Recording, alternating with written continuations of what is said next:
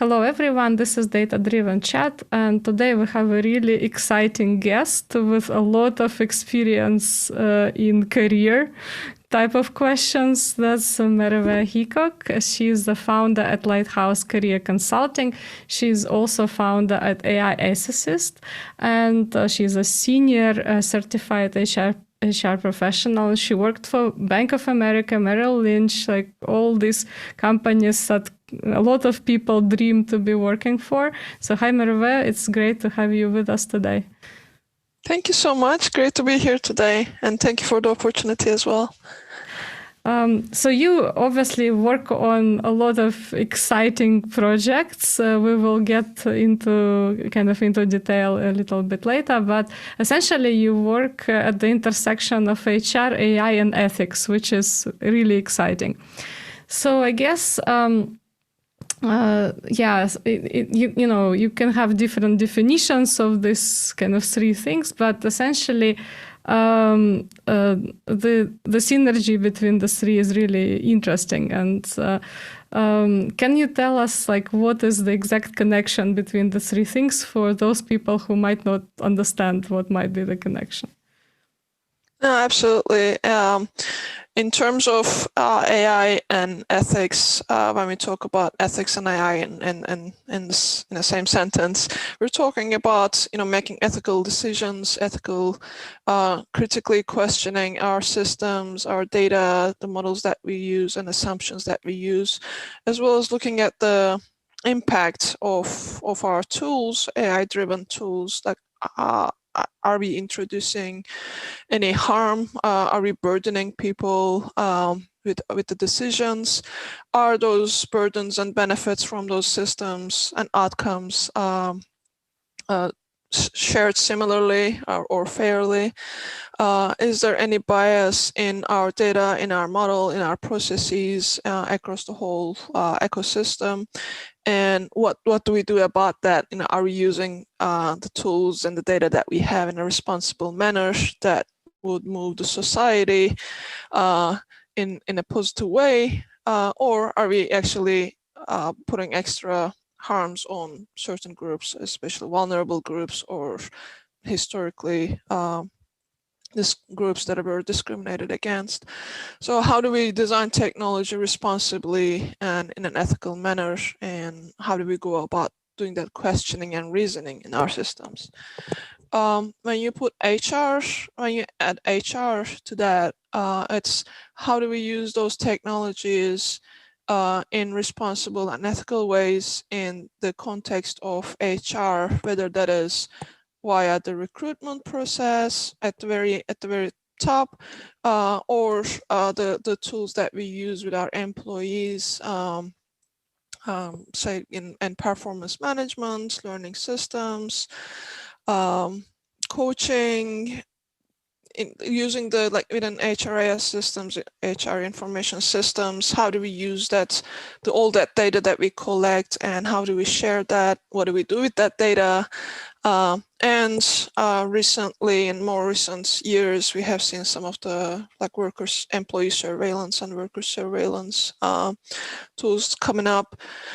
So looking at the whole picture where HR is touching the employees and how these tools are being used in that space. Mm-hmm. Sounds really interesting and exciting. So can you also tell us about how did you become interested in all these three areas?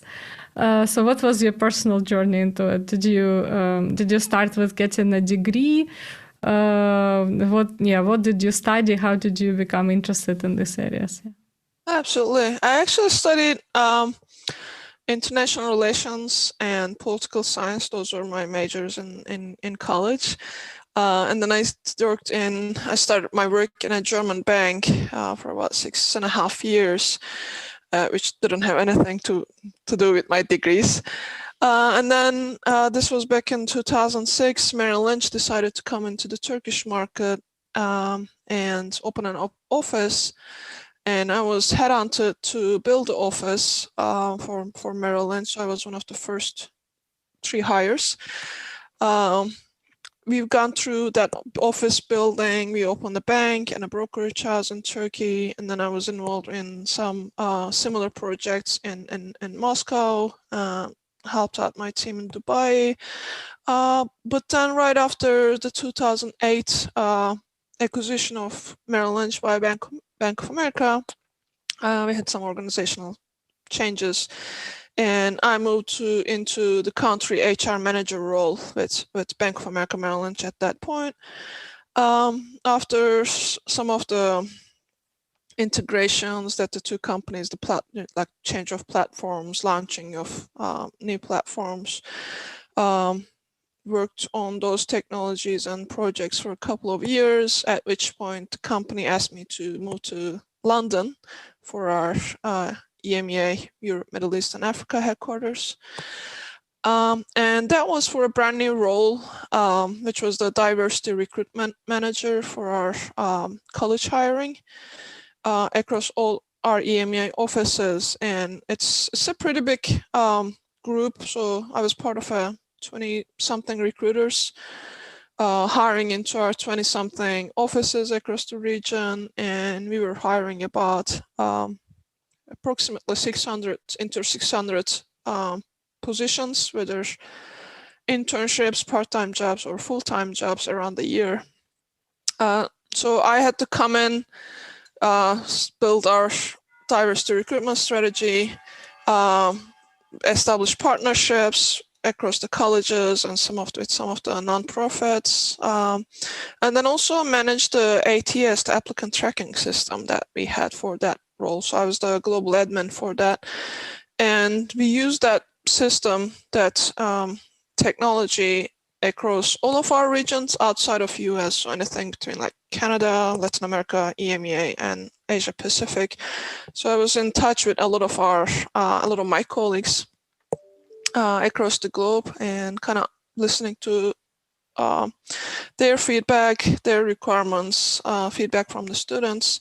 And that's kind of where I love technology in general, but that's kind of where my more focused work started to come in terms of how technologies, processes, policies that we put in place, how those have impact on certain populations. And I was in a position to see that impact and hear about the feedback from those partnerships that I was building in the diversity space.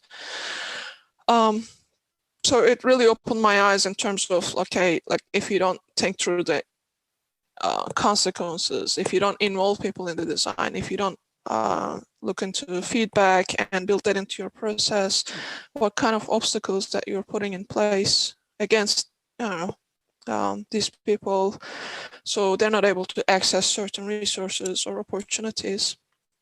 I then had another project benchmarking a lot of our recruitment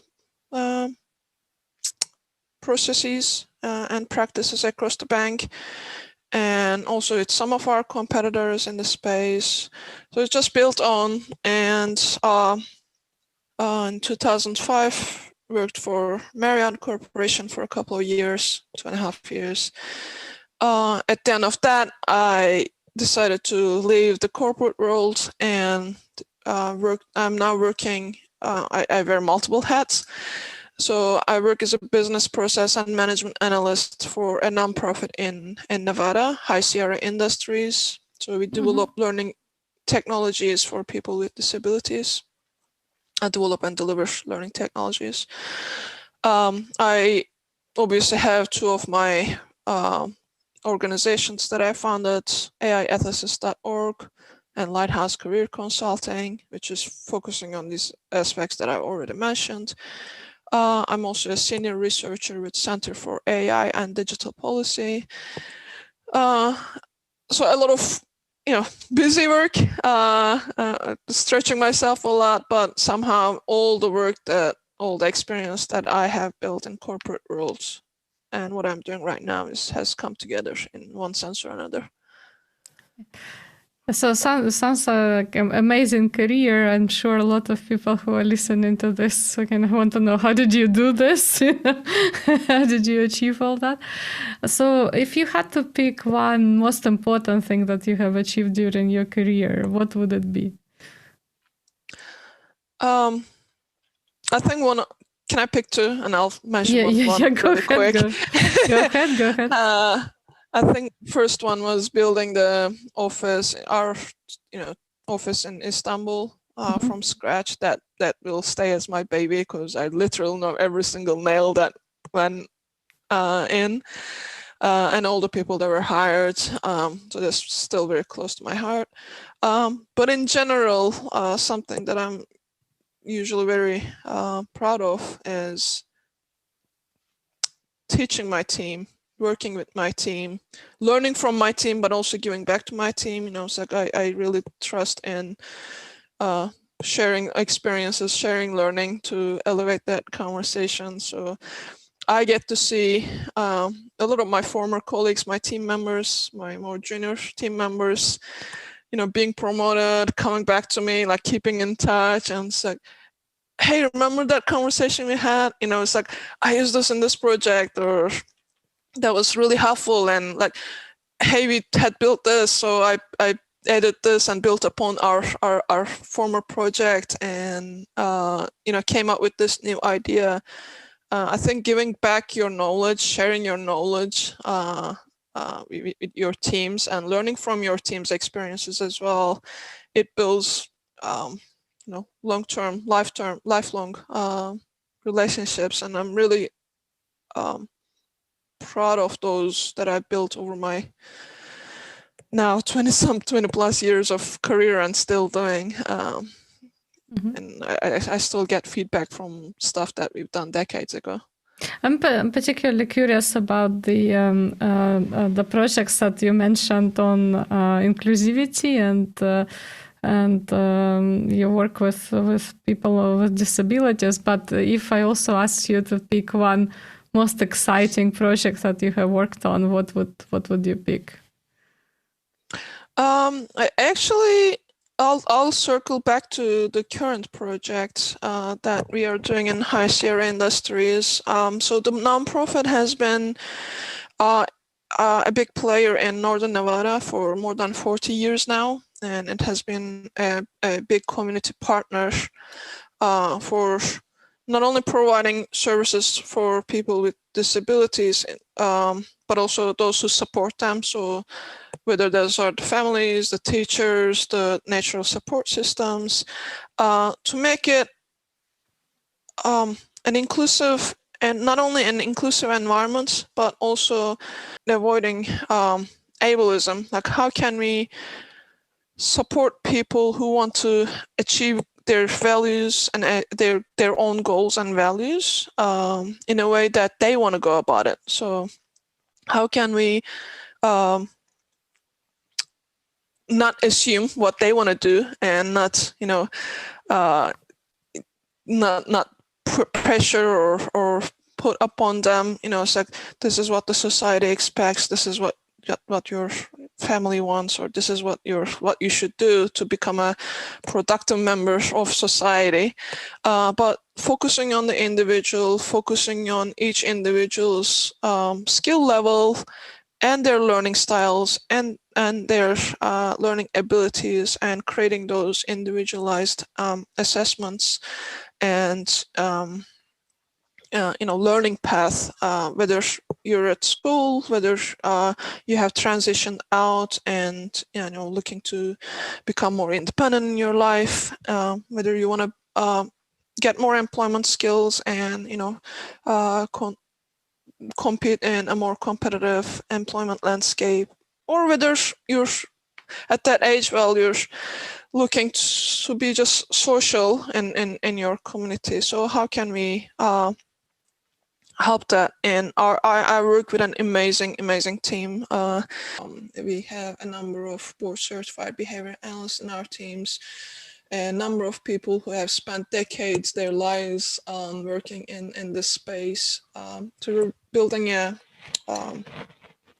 a new tool that assesses skills across a person's life, whether it's employment, self-care, like basic skills, looking at the totality of a person's life, but focusing on an individual, not going for, okay, this is the norm for this age group, or this is the norm for this particular thing, and this is what you should be measured against. No, just looking at working with the individual, working with the person, and kind of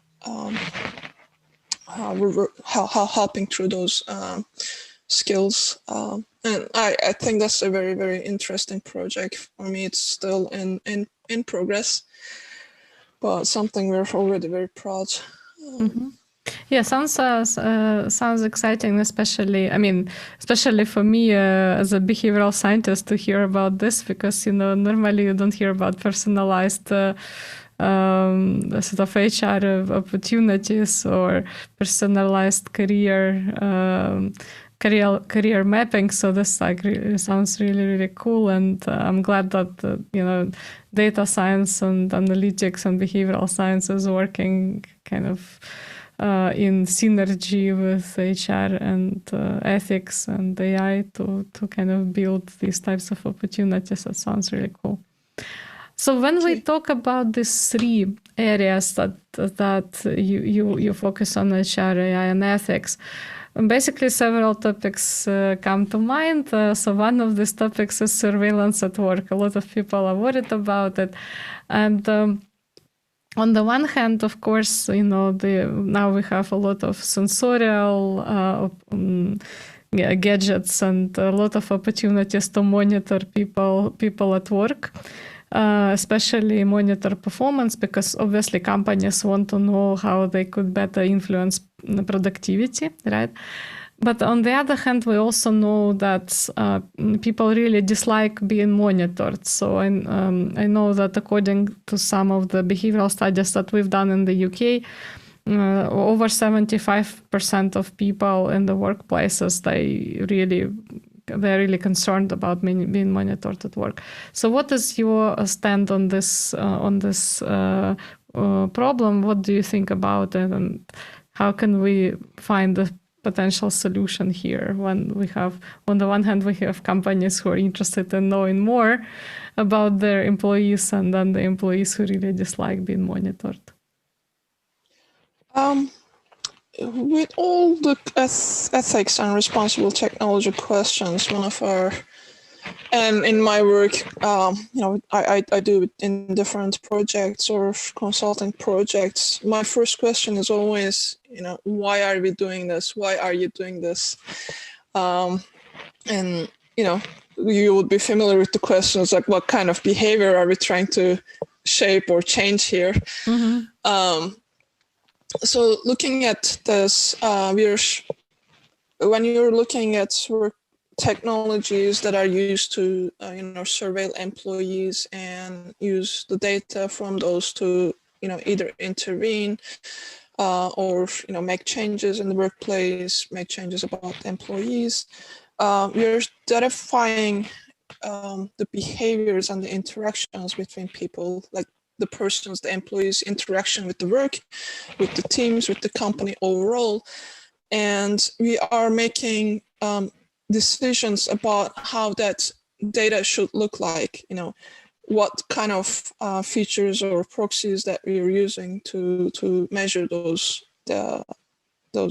behaviors and interactions. So that's first thing where you're already, including your bias, you're already framing the question in a way that is usually more company focused versus human or employee wellness.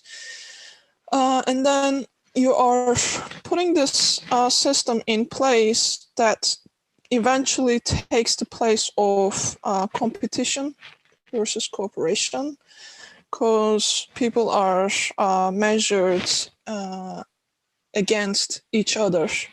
So they have their own, employee profiles, individual profiles that has multiple metrics. But at the end of the day, you're competing with another of your colleagues and a lot of your peers. So it kind of takes away from that cooperation, teamwork eventually. Again, going back to what kind of behavior are we changing, that's one of the behaviors that we're changing. And also it ends up being, in certain cases, with employees trying to game the system in a way that we're spending more energy as an employee to understand the system, how we're being measured, how that data is being used, how can I game the system versus actually doing my job. Right. So then the question becomes, are you really contributing to productivity, the overall company productivity, and bringing benefit to the company with all these tools that you introduced, when your employees are now more stressed and focused about the surveillance technologies and the impact on them. So you're shifting the focus. And for me, it also comes back to the issues of trust, right? I think those interactions should start with trust, with talking to your employees, including your employees in the change process, in the improvements, process improvements, etc., where you don't need to surveil them. It becomes the employee's contribution to the system. It becomes, it is a way of employees wanting to give back, coming up with creative ideas, coming up with collaborative ways of working together versus fighting against this surveillance mechanism that acts that are hanging above their heads. And sometimes it becomes, especially with COVID, where a lot of us have moved out from the workplace and our homes became workplace. That becomes also more, invasive, because when you're surveilling the employee, whether it's through, the interactions with the data, like the time they spend on software, how they interact with some of the software, their outputs, or whether you're doing it on camera or screen captures, etc. You're capturing a lot of employees' interactions in the house as well. So the employer now is coming into the house, and we haven't really discussed in detail what the impact of those between employee-employee relationships or privacy or trust, or what do you do with that data, or why is the rest of the family, now being involved with all this like work stuff that is happening in the background, also in a sense of privacy for the employer. We haven't really discussed. We literally found all of us found ourselves in this environment, in this condition. But it doesn't mean that the condition justifies the use of these surveillance technologies. Mm-hmm. Yeah, so I think it's a very, very important problem, and it kind of relates to the second problem that I can immediately think of, which is the future of work. And you already mentioned COVID. So to me, I don't know whether you agree with this. I'm actually curious about what you think about it. But to me, COVID actually acted very much like an accelerator for automation. And a lot of people have lost jobs and continue losing jobs for different reasons, right? Automation included. In terms of thinking about some of the professions that are not going to exist in a few years' time, how can businesses better prepare their staff towards these changes to make sure that the staff still have job security kind of going forward into this more automated world? I think I'm going to digress from what you just said from a more nuanced way. I think COVID has pushed digitization rather than automation. I have a favorite, like one of my favorite cartoons at the like last year at the beginning of pandemic was this hammer of COVID coming in. You know, it's like, was it your CEO or your CEO or your CTO that digitized your whole workplace and allowed for this like work from home or remote technologies, or was it COVID? All these projects, big projects that we had for a long time of, okay, how do we upskill our employees? How do we ensure everyone is using digital tools? How do we ensure that we're connected remotely? So, work can be done in different environments and mediums. I think with COVID, that literally came out as a hammer in the nonprofit that I work for. I'm also responsible for HIPAA, privacy and security, as well as managing our IT department with one of my colleagues. We literally had to turn around in 2 days, getting laptops ready, getting like remote platforms ready, collaboration tools ready, pushing those out to the employees, the key personnel, providing them with like quick training guidelines, etc. And by third day, they were working from home.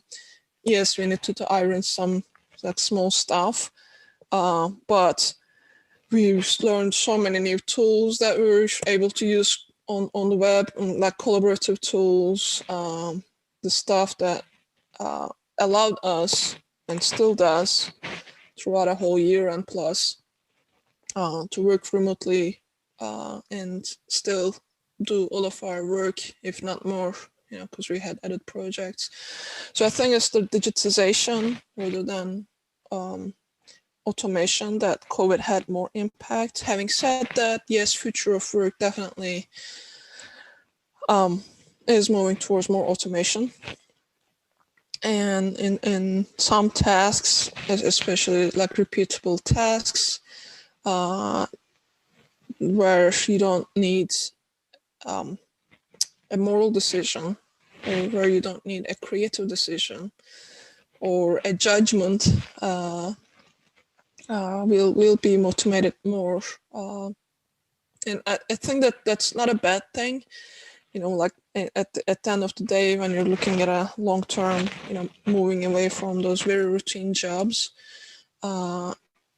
is for me is a plus. And I think looking at some of the future of work, labor estimations for 10 years, 20 years, 30 years in the future, yes, the numbers are like differing widely in terms of the estimations. But one thing that they do agree on is that full jobs will not go away. It will be the tasks within each job that some of the tasks will be automated in different degrees. So we're not talking about all jobs moving away or being automated, but tasks being automated. And how can we upskill the workers around that? I think it will take a lot of analysis of what the company needs, doing that gap analysis of like where the company wants to be, where the employees are, what needs to happen to bridge that gap, and how to go about that in a more collaborative way, where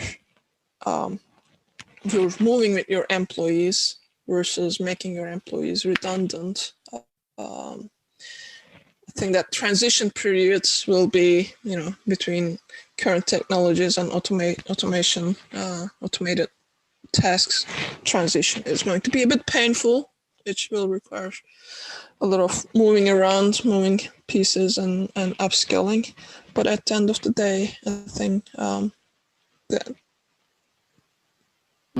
we will move forward. We just need to remember the human element in it. Yeah.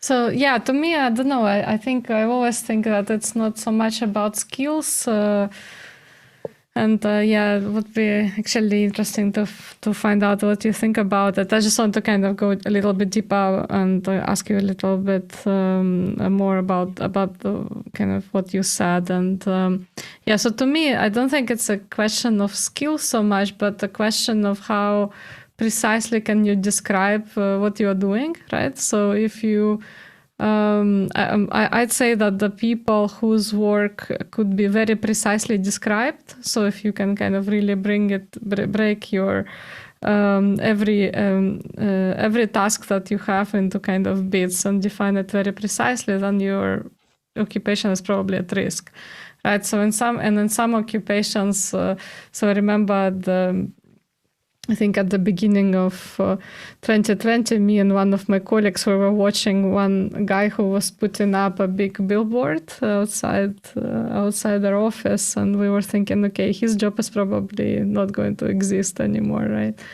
So is that like really a question of upskilling? That's what I kind of want to ask you, kind of as a follow-up question of what you just said.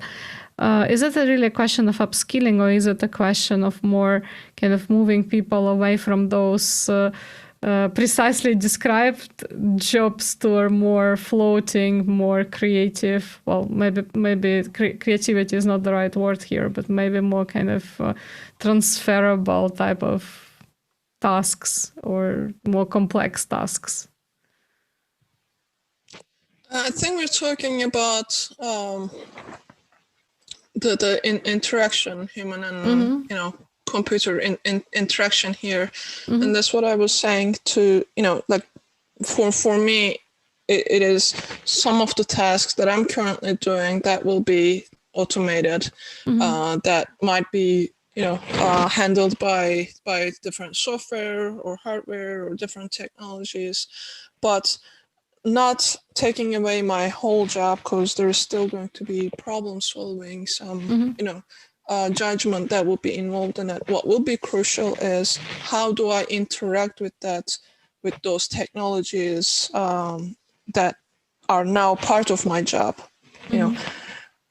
and for that, what I mean by upskilling is how do we get employees or the workforce to understand the intricacies of those technologies, and how to work with them, how to get the best out of those technologies, how to improve their own efficiency, well-being, while working with those technologies, but also from an ethical sense, in terms of the results of those technologies, how they can question these systems, how can they become part of the feedback system, not taking, okay, the system, the software or the algorithm said this, check, the algorithm, decided this, check. So you're not becoming a robot to the algorithm, but you're upskilled in a way that you can actually, question some of the outcomes or the decisions or some of the inputs. I'm not saying everyone needs to be a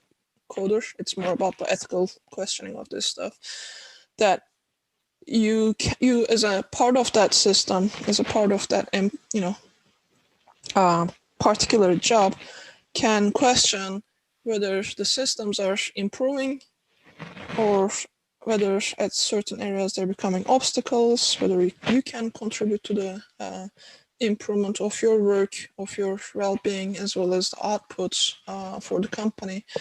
I think for me that upskilling, it really involves like how do we get the employees to a level where they are comfortable about questioning the systems, interacting with the systems for their works, rather than being intimidated by them, losing skills because all they're doing is checking, ticking a checkbox, or just using the outputs from these algorithms without questioning it. Then the employee becomes a robot. Speaking about robots, actually, so my next question, the next question I wanted to ask you was about automating some of the HR functions. So we already have some of these tools, right? So we have tools that scan people's CVs. We also have automated recruiters, in the sense all these pre-interviews that are done by algorithms.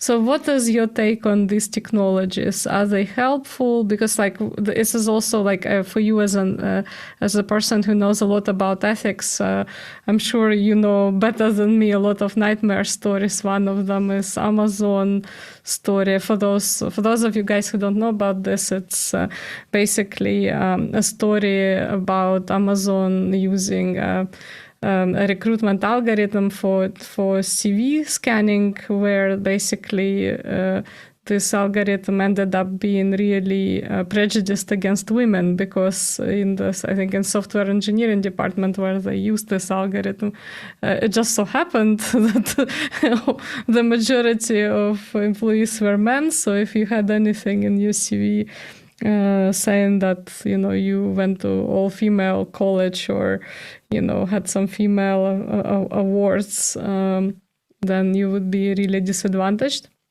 And equally, I think people feel really weird about being interviewed by AI.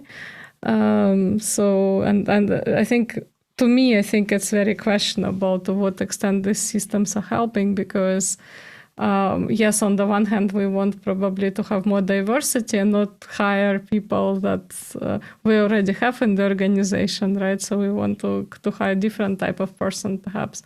But at the same time, I'm not sure that these algorithms are accomplishing what we want, right?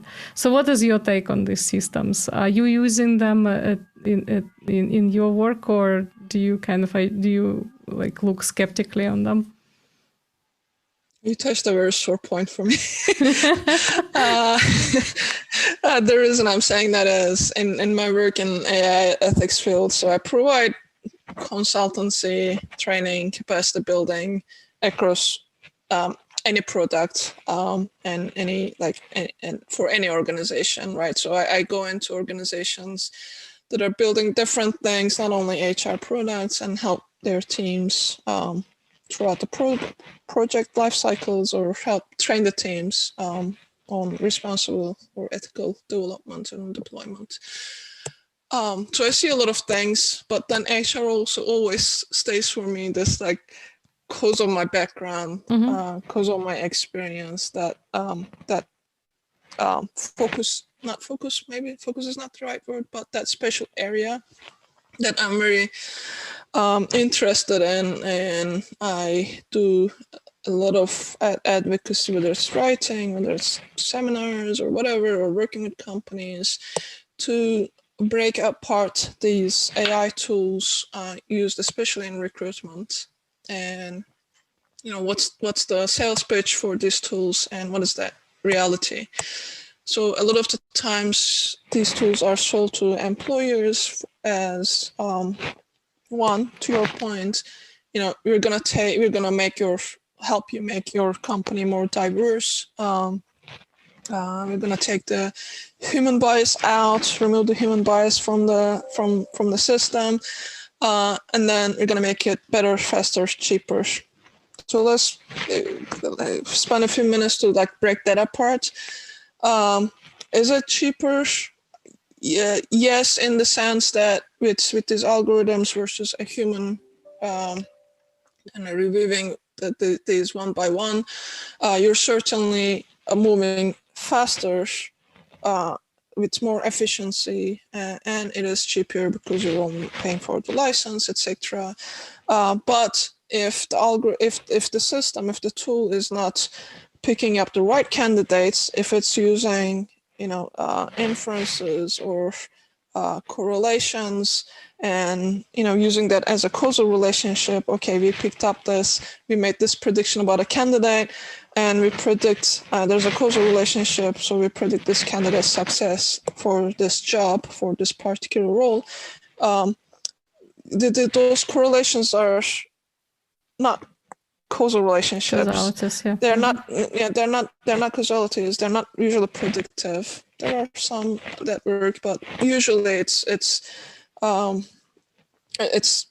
lot of, there is a lot of flawed science behind this. So you hire these people and you invest in them. Fast forward 2-3 months later, both sides, both the company and the new hire, find out that they're not the best fit for that particular job. You terminate or they leave, you start the process all over again. You have an impact on your bottom line in terms of that cost that you just put in and the investment that you put in. You might be losing better candidates. Again, that has a cost impact.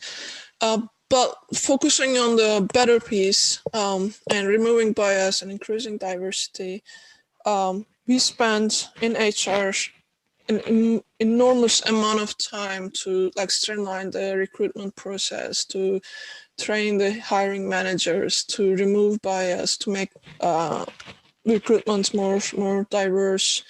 Go through trainings and processes that are more like factual or objective based versus a hiring manager coming in and saying, "Oh, you went to the same school with me. Oh, I like your style," or "Oh, you're making eye contact with me." So I think you're going, to using this subjective biased approaches. So we spent a lot of time to remove this, and then turn around and use some of these technologies. And I'm not saying, go back to human recruitment alone.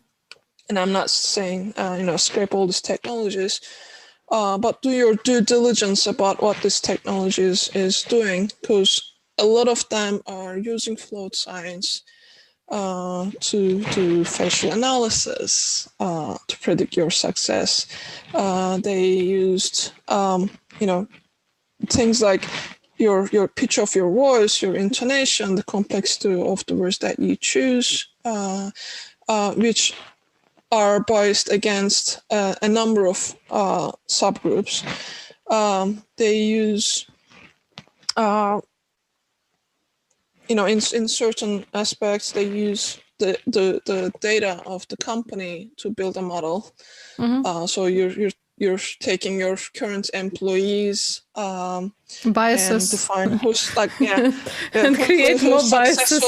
Exactly, who's successful in the company, and then try to use them as a model to replicate for your new hires without looking at what kind of processes, work culture, and biases that brought those people to those positions that you define as successful. It's like, was it your performance management systems? Was it your employment? Was it the way that you define success? Is staying with a company for more than 5 years a success, or is it a sign of, okay, I feel comfortable here and I'm not moving anywhere?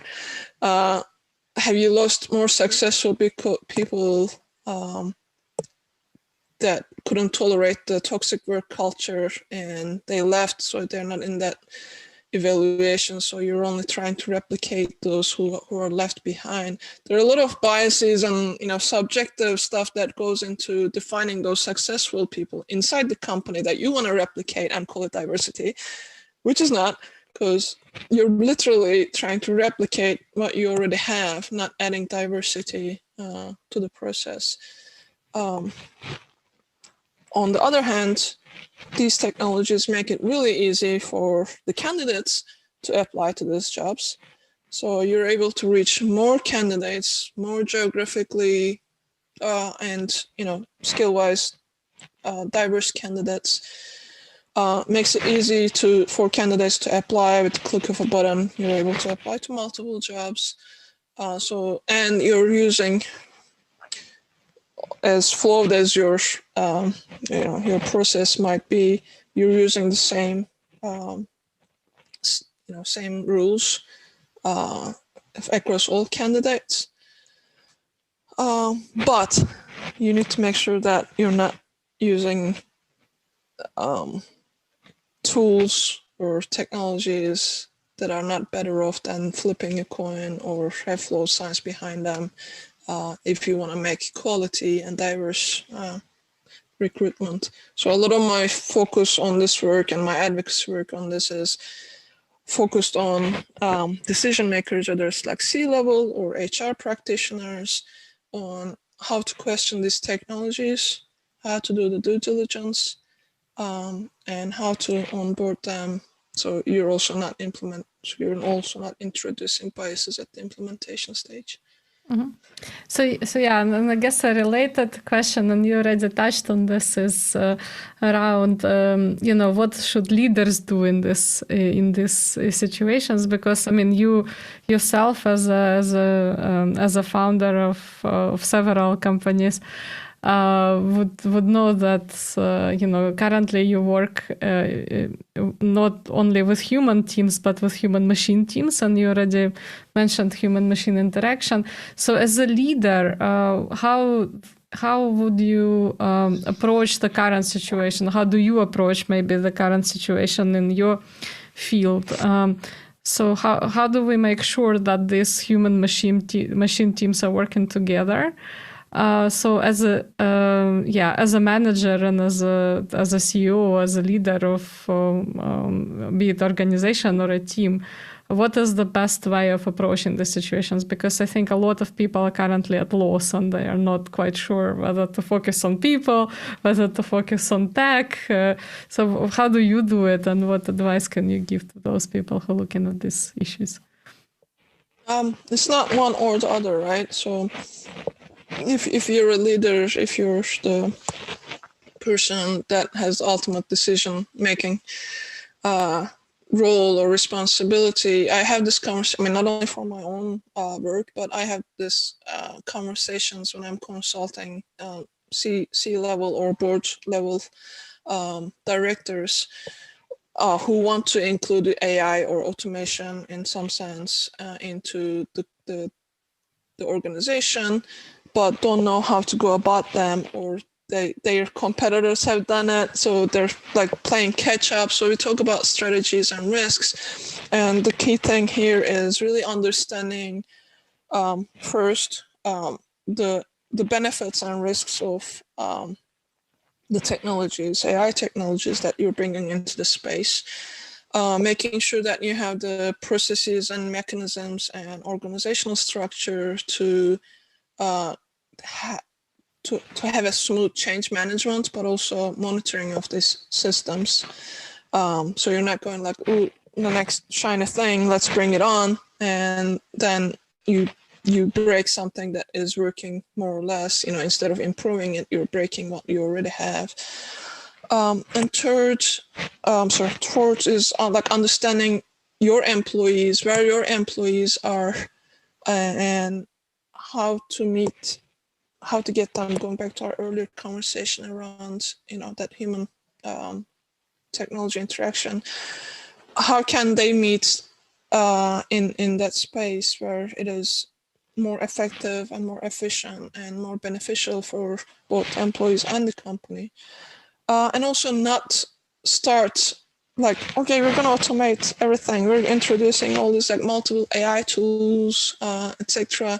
Actually, again, going back to due diligence, really focusing on use cases for your organization. And this is different for every organization because every organization has its own context, employee composition, industry, etc. So there are multiple factors that we discuss. What is the best use case that you can introduce AI in your company? Pilot it, start small, look how you're able to manage it, monitor it, improve upon it, and then take your employees and your company on that journey forwards from there and expand on further technologies. Not drop bombs on AI bombs on your employees and say, okay, here's the technology that's going to make your life easier and better and my productivity better. Deal with it. Actually work with your employees and start small pilots with understanding the risks associated with that. So if something goes wrong, you as the CEO, the decision maker, board are able to understand what has gone wrong and how to deal with that. So we touched on a broad range of topics and problems. So what do you think is the future? How will these three areas, HR, ethics, and AI, will develop in the next 5 years? So what will we see going forward? What would be the hot topics? What should the companies focus on, perhaps? So yeah, any aspect of the future that you want to respond to would be really interesting.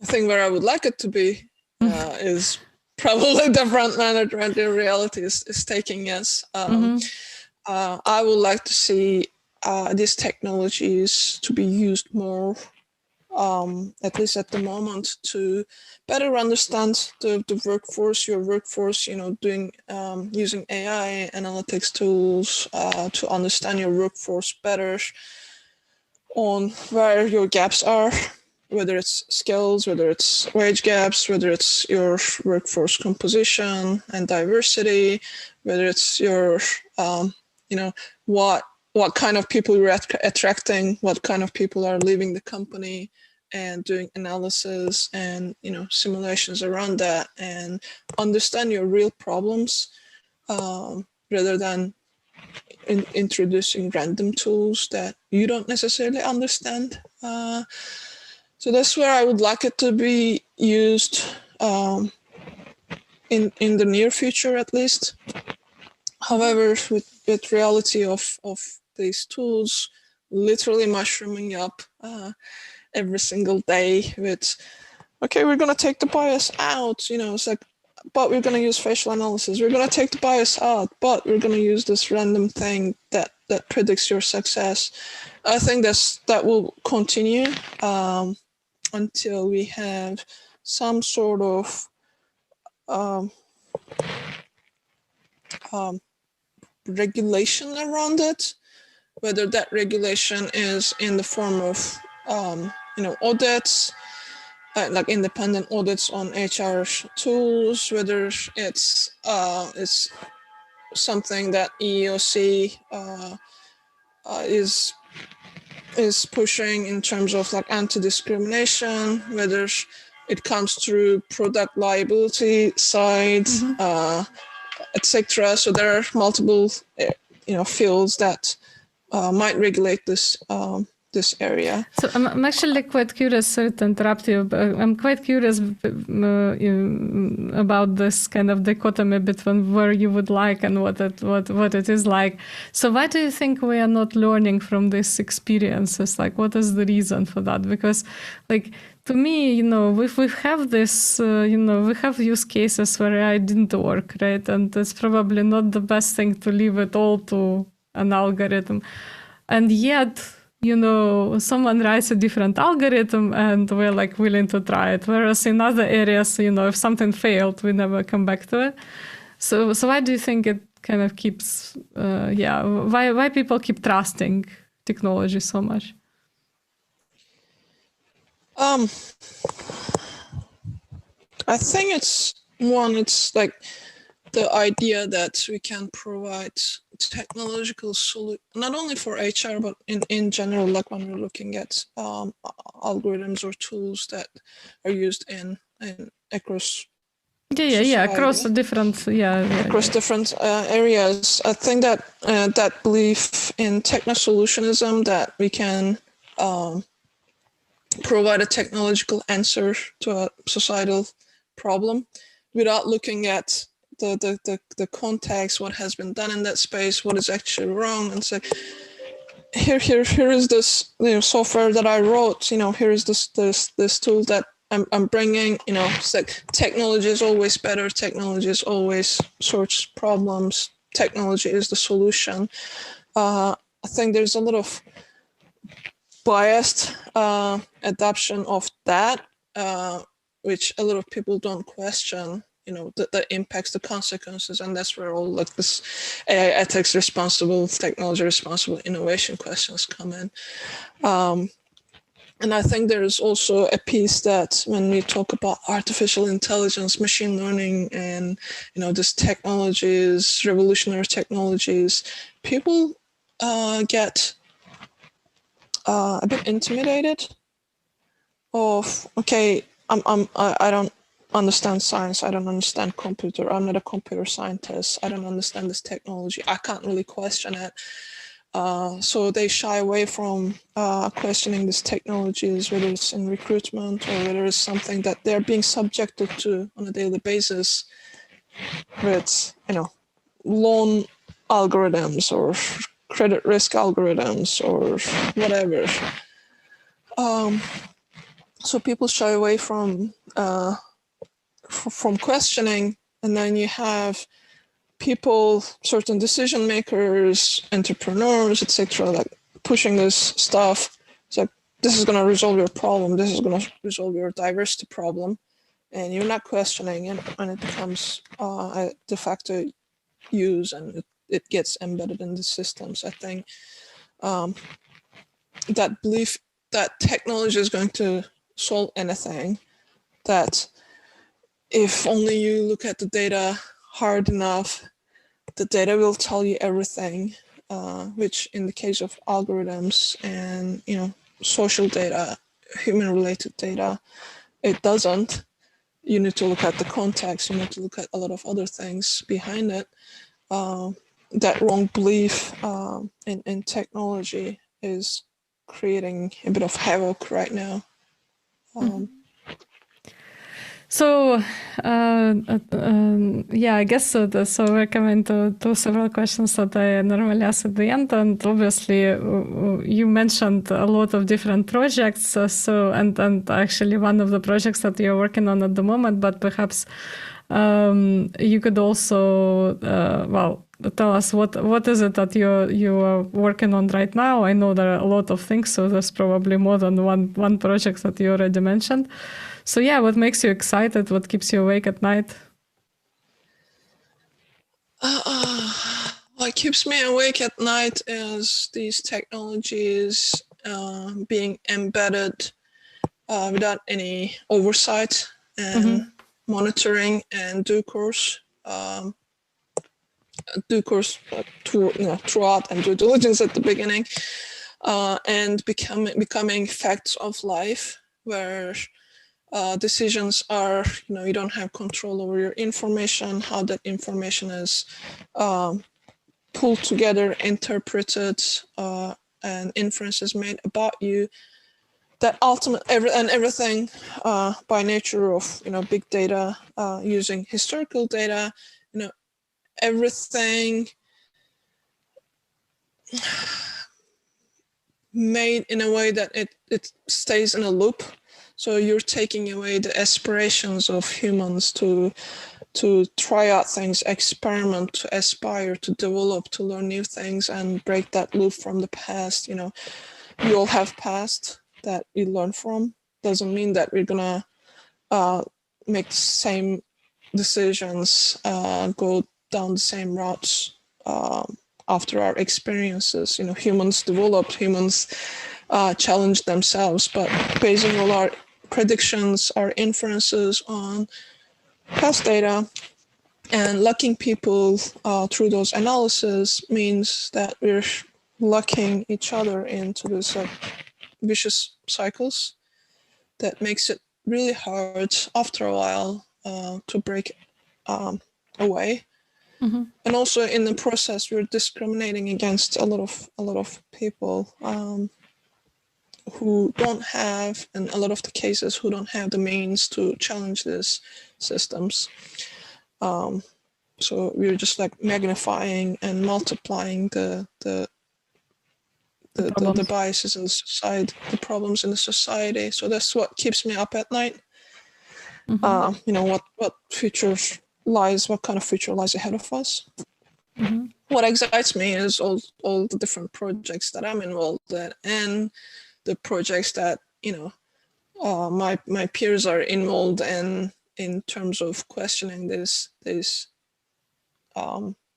technology is improving upon them, but also new group of people, cadre of people who are looking to question and learn more. So I have hope that we will get to a better stage, place in future, the more that we advocate about this and the more capacity that we build. So so there are a few questions I asked at the end, which are traditional questions, and normally the most common question that we get on this in this series is what can I read, what can I watch, and so basically the next question is someone that is a question that many people, of my interviewees complain about. And it's because there is a restriction on it. And the question goes like this. If I asked you to recommend one book and one film, what would your recommendations be? And it doesn't have to be a book or film related to ethics necessarily, but something that you like, something that you come back to, and perhaps something that you keep rereading or you watch again and again. Oh, yes, that is a hard one with one restriction. I will stick to the subject and say coded bias, but by Algorithmic Justice League, and it really works, is based on now it's almost a seminal work on bias in facial recognition systems by Joy Blomini, Timnit Gebru, and Deb Raji. If you haven't seen anything on bias, algorithms, the impact on individuals and groups, definitely watch Coded Bias. I cannot say enough about it. The book, I would say Surveillance Capitalism by Shoshana Zuboff. It really takes a deep dive in terms of how our data is collected, what is done with it, what are the implications, what are we being subject to on a day-to-day basis, and I know it's a bit of an investment. It's not a quick to read book, but I find myself going back to it a lot, and I really enjoyed reading that book. Yeah, really cool suggestions. And the final question that I added in this series, so it's kind of a new question for 2021. I'm also asking everyone to name their favorite fictional character. Who's your favorite fictional character? Captain Marvel. Okay, there you go. Well, considering the number of things that you are interested in and the number of things you do, this makes perfect sense. Yeah, fantastic choice. So everyone, this was Merve Hickok for you with some amazing work that she does and some fantastic recommendations for the book and film, and really exciting work and really important work that she does. So thank you so much, Merve, for being with us today and for sharing your ideas. I'm sure a lot of people will find them very, very helpful, because a lot of our viewers and listeners, they really want to, know more about career and how to build a career in this data-driven world. So thank you so much again, Merve, for finding the time, and it was such a pleasure to have you with us today. Thank you so much. It was my pleasure, and thank you for some really amazing questions that I really care about, and that stretched my my answers and being able to spend more time on these questions. Thank you so much. Thanks a lot. Thank you.